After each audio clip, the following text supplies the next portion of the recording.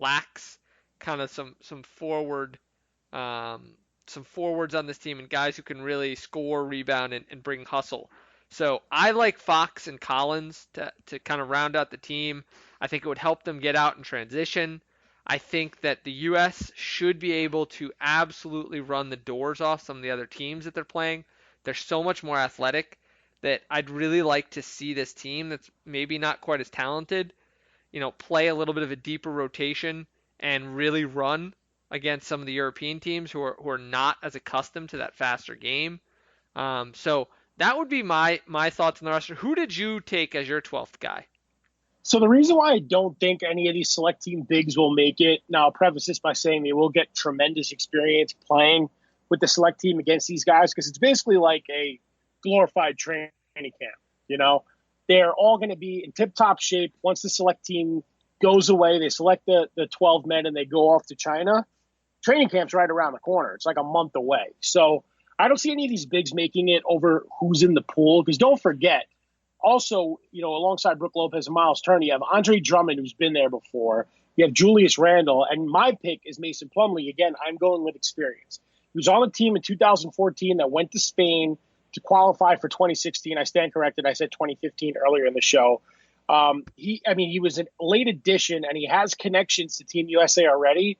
So that's why I'm going with experience. I'm going with Plumlee. I'm going with Barnes. I think these guys have been there before on a big stage, know how to handle themselves. And I personally want to see a Brooklyn Nets reunion with Thaddeus Young, Brook Lopez, and Mason Plumlee all making this team. I will be watching with open arms here. I get it. So we have a little bit of a different philosophy here. So I think for me, I'm looking for a few of the younger guys and then guys who can really shoot. So I really tried to stack the team with shooting outside of Marcus Smart.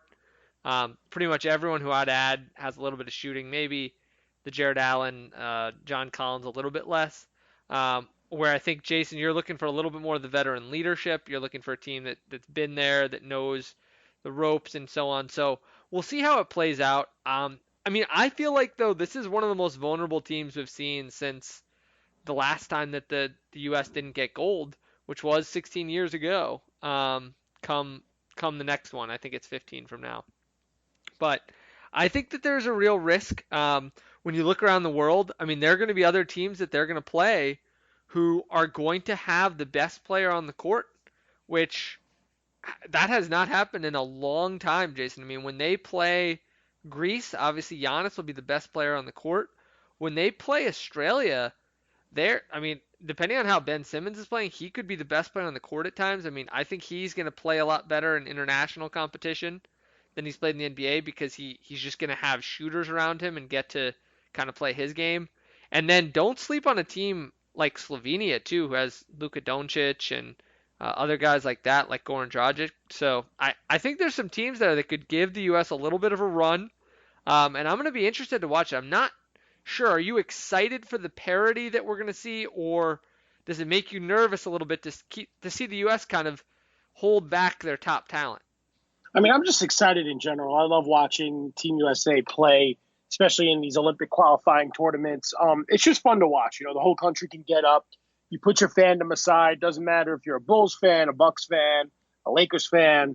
You're just rooting for your country. So that's why I love things like that. And it'll be fun to watch the U.S. in kind of an underdog role. And I'm going to be very interested to see who they actually take. We'll know probably in around 3 weeks because the games start on August 31st. So I want to keep this list up because I want to see, just like the free agent predictions, I want to see how much of this team you and I got correct. And then we're going to add that to our free agency totals. You and I are going to have a nice little meal, my friend. That's it. I love it. So with that kind of in mind, let's look over. There's not too many left, but there were a couple free agents around. One of the guys who came up was Jeremy Lin, who has come out and kind of said he feels like the NBA may have passed him by. He's definitely a guy who could go overseas. It'll be interesting to see. I have to admit, if he'll go to China. So this is a very often talked about thing, but Jeremy Lin, his family is actually Taiwanese.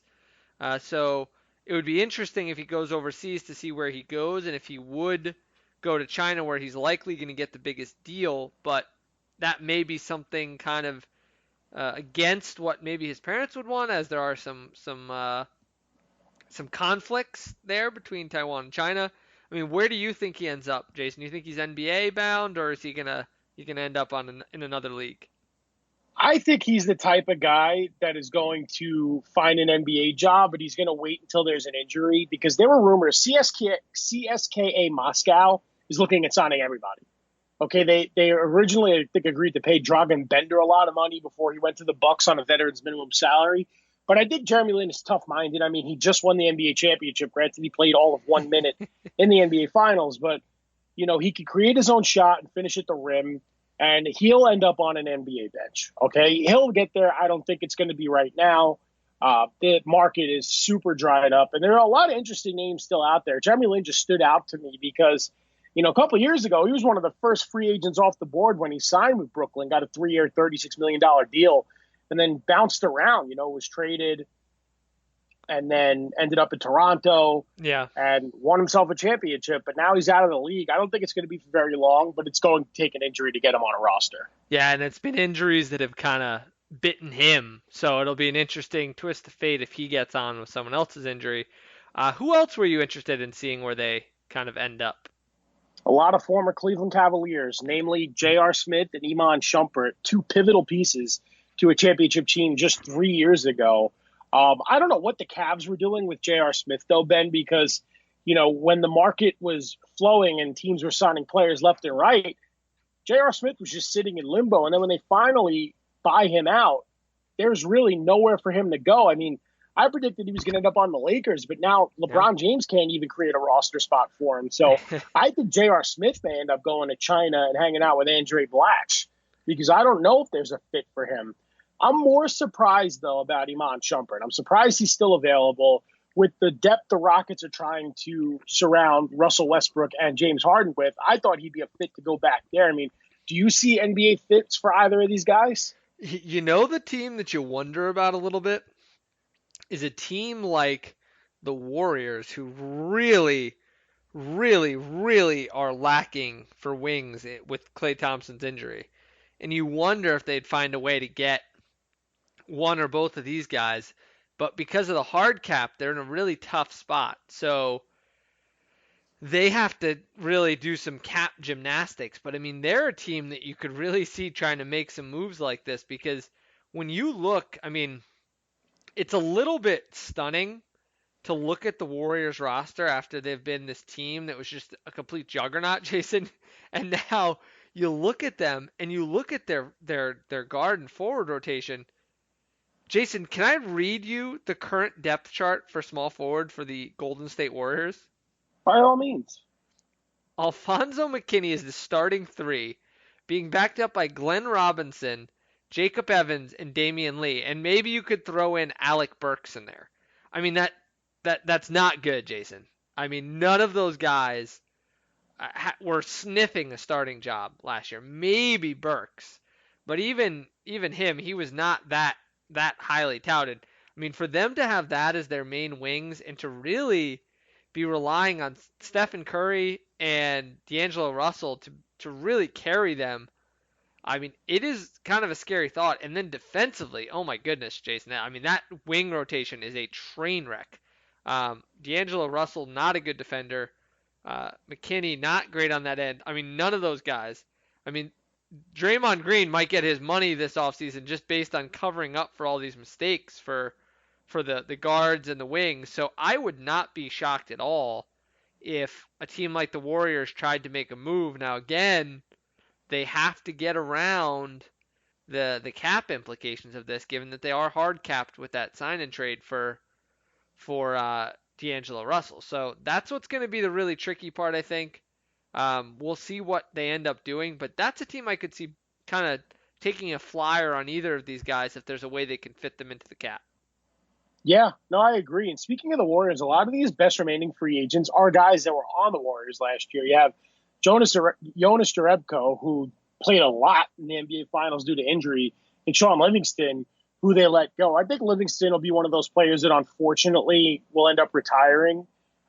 He's still got the size to play point guard in the NBA, but given the injury history and the amount of minutes he's played into June the last 5 years, winning 3 championships. I don't think that he'll end up back on an NBA roster. But there are two OGs that I just want to mention quickly, and then I'm saving one more guy for my heat check. But that's Vince Carter and Jamal Crawford. Two guys, Ben, that just seem like they do not want to retire. Vince Carter says, I want to play one more year. Jamal Crawford really has not talked much about retiring, at least to the media. So do you think that as veteran leaders, do you think either of these two will end up on teams? Oof. I mean, those two are an interesting pair. Jamal Crawford is going to be a tough sell, I think. He's just much more of a regular season player, not not a good defender. Needs the ball in his hands. So I think there's a much better chance that Carter gets a job than Crawford does, just because I'm just not really sure where you're going to see Crawford that he's going to add much value. So I will say yes to Carter and no to Crawford at this point. Wow. Jamali Buckets off of Ben's radar. Well, I think these two will ultimately end up following Jeremy Lin's path. Any major injury, I think one of these guys will end up on the Lakers. I mean, LeBron James got to be scouring the waiver wire. There's guys like Thabo Cephalosha out there, Kenneth Faried, Ryan Anderson, Nene, Lance Stevenson. There are a lot of names still out there as we head into August. These were guys that were NBA locks, rotational mainstays. And now it's hard for them to find work. I mean, with all the money given out to these superstar free agents and then a lot of these younger guys who've gotten the veterans minimum deals, there really is not enough room on rosters for these big names. And I think we're kind of ushering in a new era here of NBA veterans. And you can start to see guys like who we're talking about completely phased out of the league entirely. But both Carter and Crawford have earned the right to go out on their own terms. So I think they're going to try and give it one final push. I just want to see these OGs get final NBA moments because they've earned it. Both are going to the Hall of Fame. Yeah, absolutely. Unfortunately for Crawford, he might be going to the big three to play with Joe Johnson at this rate. But They we would shall not see. lose. They would not lose. I mean, you see what Joe Johnson's doing over there. He's going to be the MVP of that league. So, at any rate, we are going to jump over to our two beloved teams. I'm going to be selfish and start with the Bulls because obviously there was some news that came out. The first thing is that Thaddeus Young got added to the USA basketball roster, which we mentioned. That is exciting news, I think, for the Bulls. It's good to have a guy like that who's getting some experience there, and who knows, maybe he can help recruit a younger player to come play for the Bulls in a few years. A man can dream. Uh, on the other side of things, a lot of folks, Jason, are really sleeping on the Bulls. So the most recent thing I saw, 538, who goes through ESPN, they ranked all the young cores around the league, and the Bulls were noticeably towards the middle of the pack, despite the fact that so many of their players were in there. Guys like Lauri Markkanen, guys like Wendell Carter, even guys like Zach LaVine got a little bit of shade in these rankings. Were not ranked very highly at all. I was a bit shocked to see how low some of their projected values were. And I think it's indicative of the NBA, I think, sleeping a little bit on the Chicago Bulls. And I remain quite confident that next year the Bulls are going to be a lot better than people think, Jason, because this is kind of my corner, but I really feel like if they can stay a little bit healthier than they did last year, and with this added depth, I really think this is a team that could compete for a playoff spot. And I'm kind of excited to watch this team play because I think Satoransky and Young are going to be both great additions to the team. And if we can get a few more games out of Lauri Markkanen, Wendell Carter, that's going to really help. Even Zach LaVine missed a few games, and so did Otto Porter. So if the Bulls get a little bit better health, I think that they are going to compete for a playoff spot, and I'm excited for this underdog role, Jason. Well, I think they're getting slept on because of their coach. You, of all people, on Boylan run out of town completely. So, Yeah, it's I true. mean, I don't know. I mean, I think they could. I've been more negative on the Bulls just because I think the Hawks are going to be up there. But if the Bulls did make a run at the 8th seed, I wouldn't be completely surprised because there are some terrible teams, Hornets, Knicks in the Eastern Conference. So It remains to be seen, but I'll jump into Nets news of the week quickly, and I want to get your take on this, even though it's not in our show notes. Do you think it's a little bizarre that the Nets haven't held their introductory